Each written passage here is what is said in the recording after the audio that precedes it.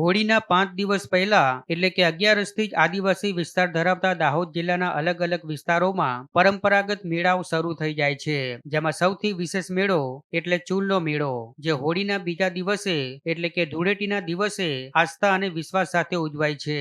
જે ગરબાડા તાલુકાના ગાંગરડી ગામે, લીમખેડા તાલુકાના દુધિયા અને રણધીકપુર ખાતે તેમજ ગોવિંદગુરુ લીંબડી તાલુકાના રણિયાર ગામે યોજાય છે. જેમાં રણછોડરાય મંદિરના પટાગણમાં રણિયાર ગામે ઉજવાતો મેળો દર વર્ષે આકર્ષણનું કેન્દ્ર રહેતો હોય છે, કારણ કે આ મેળામાં લોકો પોતાની માનતા પૂર્ણ કરવા માટે ધગધગતા અંગારાઓ પર ચાલી આસ્થા વ્યક્ત કરે છે.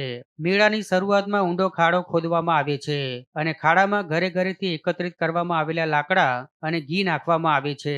ત્યારબાદ પ્રગટાવવામાં આવે છે અને લાકડા ધગધગતા અંગારામાં ફેરવાયા બાદ લીમડાની ડાળીઓ અને પાંદડા વડે ઘીની આહુતિ આપવામાં આવે છે. ત્યારબાદ લોકો પોતાની માનતા પૂર્ણ કરવા માટે ધગધગતા અંગારા ઉપર ચાલી આસ્થા વ્યક્ત કરે છે.